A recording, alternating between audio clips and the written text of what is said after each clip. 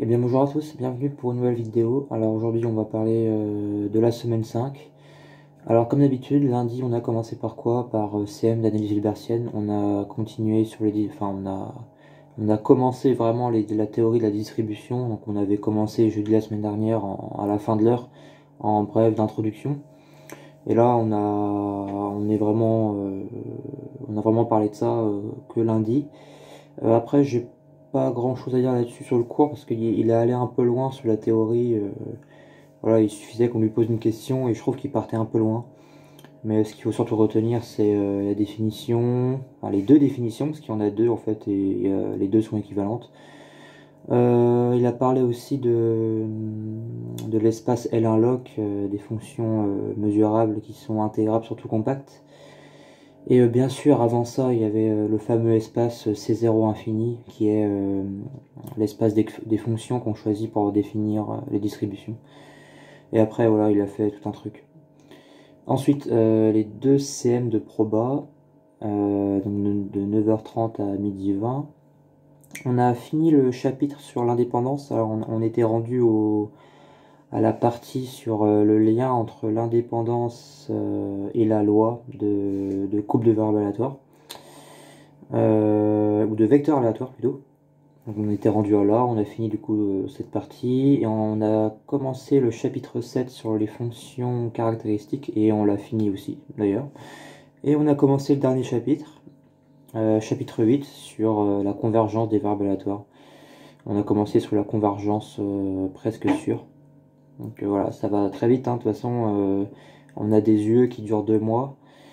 Et ce qui est fou avec ces UE là, c'est que toute la théorie de la mesure et de l'intégration qu'on a vue début septembre, bah, ça faisait office d'une UE entière en L3 sur 4 mois, ou au moins 3 mois. Et toute la théorie des probas, ça faisait aussi une UE entière de 3 mois, un peu plus, en L3 aussi. Donc, et là, en fait, en 2 mois, on fait les deux d'un coup comme ça. Donc c'est vraiment très chaud quoi. Bah, si t'es pas à l'aise, en tout cas, oui, c'est très pénible. Mais moi, ça va, je suis à l'aise là-dessus. Bah, comme je l'ai expliqué d'ailleurs dans ma vidéo précédente pour les conseils pour la L3, que je vous invite à regarder d'ailleurs, pour la licence. J'avais dit que je connaissais quasiment par cœur le cours, donc voilà. Et dans les exercices, ça va aussi. Mais en termes de rythme, quand même, sur 2 mois, faire l'équivalent de 2 UE comme ça, c'est quand même assez incroyable. Donc voilà, on a commencé le chapitre 8 sur les variables aléatoires. Et c'est tout pour lundi. Mardi, TD d'algèbre à 9h30. On a continué la feuille 2 sur les idéaux, et un peu d'anoquotient et les idéaux de l'anoquotient. On a continué là-dessus. On a un peu de retard d'ailleurs comparé au TD et au cours. Voilà. Mercredi, TD d'algèbre encore de 9h30 à 11h. On a fini la feuille 2 cette fois-ci.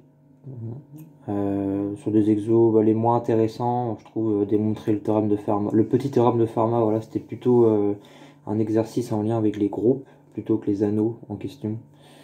Voilà, à part qu'à un moment on utilise l'anneau quotient Z sur PZ voilà, avec les classes, mais c'est tout, il n'y avait que ça comme lien.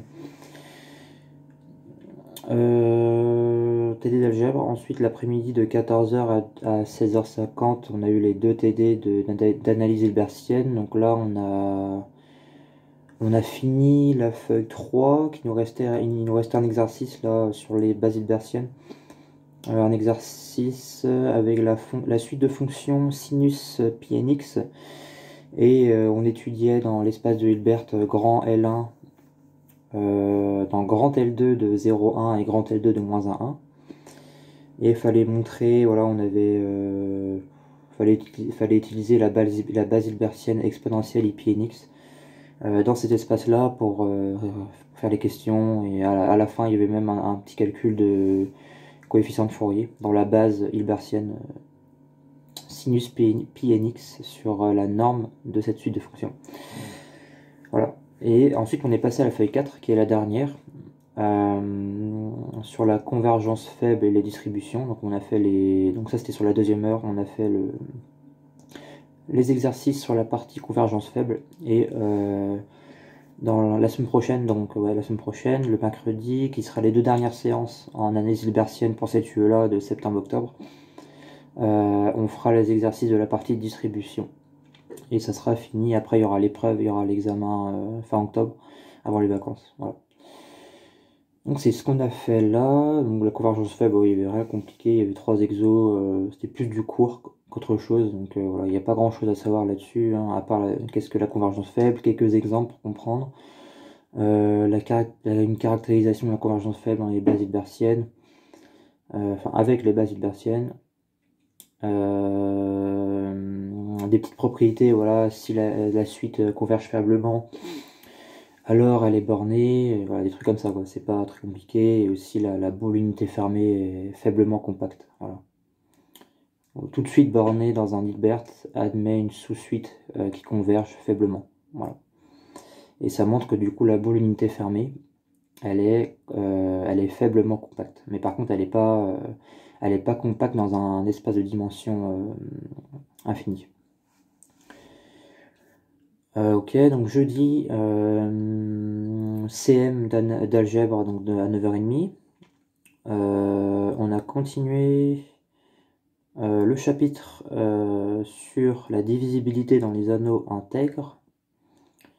Voilà, on a défini d'autres choses, le PGCD, PPCM, le lien avec la divisibilité, les idéaux. Je sais plus trop ce qu'on a fait encore, parce que là en fait je suis rendu à là dans le cours, il faut que je relise le chapitre. Mais par contre je sais ce qu'on a fait au dernier cours qui était vendredi, donc voilà. Mais en tout cas on a fait ça, on a continué le chapitre sur la divisibilité dans les anneaux intègres. Ensuite on a eu le dernier CM d'analyse hilbertienne, on a fini les distributions, voilà, la dérivée au sens des distributions, la convergence au sens des distributions. Ça on a fait. Quelques exemples. La valeur principale, pardon. On a aussi écrit ça. Et puis voilà, c'était le dernier CM. Pour cette UE. L'après-midi, on a eu les 2h40 de TD de proba. Et là, on a torché la feuille 4 sur l'indépendance et les espaces grand LP pour les variables aléatoires.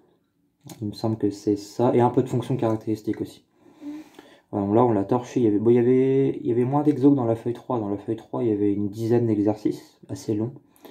Alors que là, il y en avait, je crois qu'il y en avait 6, je crois. On en a fait 4. Et ouais, c'était bien les exercices, voilà, sur l'indépendance, tout ça, c'est intéressant. En tout cas, on l'a torché. Et vendredi, on a eu le CM d'algèbre. Et là, on a défini ce qu'est les anneaux principaux, les anneaux euclidiens. Non, les anneaux principaux, ça, on savait ce que c'était. On a défini les anneaux euclidiens. Et il y avait autre chose encore. Les anneaux factoriels, voilà. Et on a fait une grande démonstration pour montrer qu'un anneau... Alors, je sais plus c'est dans quel sens. Un anneau principal est un anneau factoriel, je crois que c'est ça. On a démontré ça. Et je sais plus ce qu'il y avait encore, parce qu'il y a d'autres trucs. Ouais, bon, ouais, les anneaux factoriels, après c'est assez long à définir. Faut définir la factorisation, montrer qu'elle est unique, le lien avec le PGCD et le PPCM, voilà, etc. quoi.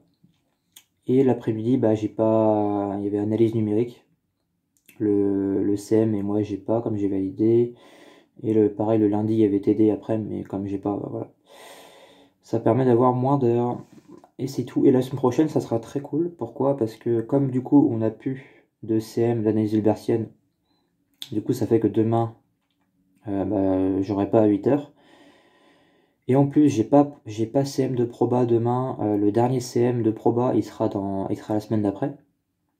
Voilà, il y avait eu ça l'année dernière aussi, je me rappelle, ça nous laissait le temps de faire le TP, parce qu'il va nous donner un TP à faire, ça comptera dans la note. 3 fois rien hein, comparé à la note finale qu'on aura fin octobre, ce sera la seule d'ailleurs. C'est ça qui est compliqué, je trouve, avec ces yeux-là sur 2 mois, parce qu'on n'est pas assez évalué, je trouve. Je trouve que la note, au final, elle permet pas de juger ton niveau. Parce qu'il suffit que tu loupes un examen et il t'en donne un autre, tu vas le réussir, tu vois, et tu vas pas le louper pour autant, quoi. C'est ça qui est un peu pénible. Mais en tout cas, bah voilà, demain j'ai rien du coup.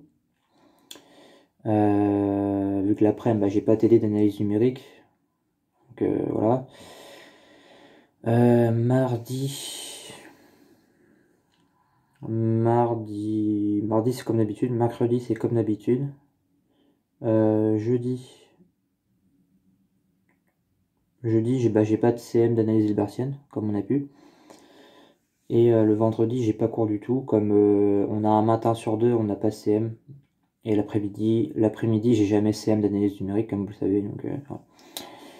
Et on a juste, au lieu d'avoir les 2 TD de proba à la suite, le jeudi après-midi, on aura un mardi après-midi et on aura 1h20 mardi après-midi et 1h20 jeudi après-midi parce qu'il pouvait pas, il devait décaler.